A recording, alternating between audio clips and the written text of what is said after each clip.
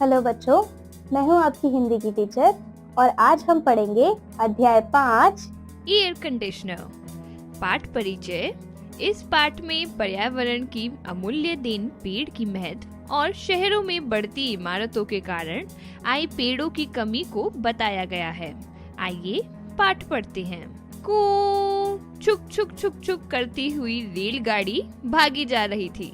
पेड़, खम्बे, गाय, भैंस, बकरी, खेत, घर सब तेजी से पीछे छूटते जा रहे थे। रेलगाड़ी की गति धीमी होने लगी। शाम के 4 बजे रेलगाड़ी स्टेशन पर आकर रुकी। स्टेशन पर ताऊजी इंतजार कर रहे थे। शुभम माँ के साथ गाड़ी से नीचे उतरा। ताऊजी ने माँ के हाथ से बैग ले लिए और शुभम का हाथ पकड़कर गाड़ी तक आए। सब कार में बैठकर चल दिए।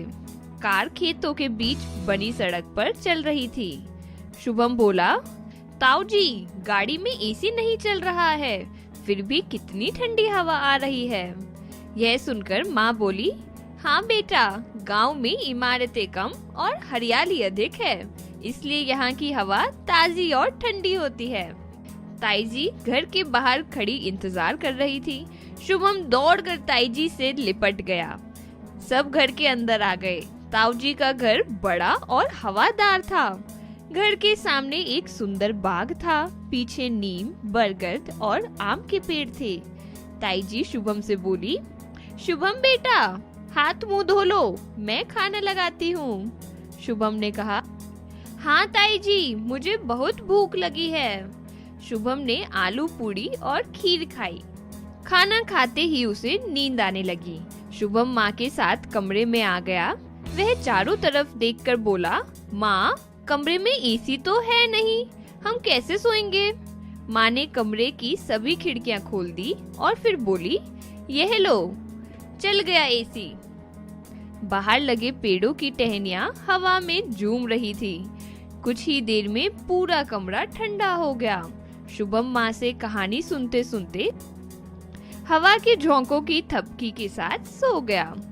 सवेरा हुआ। शुभम उठकर ताईजी के पास आया और बोला, ताईजी, बिना एसी के भी कल मुझे बहुत अच्छी नींद आई। ताईजी हंसकर बोली, हाँ बेटा, घर के आसपास इतने पेड़ जो हैं।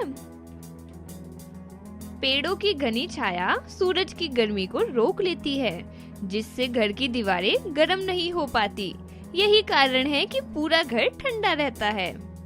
शहरों में पेड़ों की कमी है, इसलिए वहाँ बिजली से चलने वाले एसी या कूलर लगाने पड़ते हैं।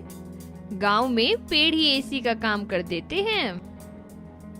शुभम माँ से बोला, माँ, हम भी अपने घर के आसपास एसी के पेड़ लगाएंगे। शुभम की बात सुनकर सभी हंसने लगे। शुभम नाश्ता करके ताऊजी और माँ के साथ गांव घूमने निकला। गांव में हरे हरे लहलहाते खेत थे। नीम के पेड़ की छाया में एक कुम्हार मिट्टी के बर्तन बना रहा था। स्त्रियां कुएं पर पानी भर रही थी। पेड़ों की मजबूत टहनियों पर झूले लटके थे। उन पर बच्चे झूला झूल रहे थे। शुभम भी उनके साथ झूला झूलने लगा। शुभम को गांव बहुत अच्छा लगा। गांव आकर वह बहुत खुश था।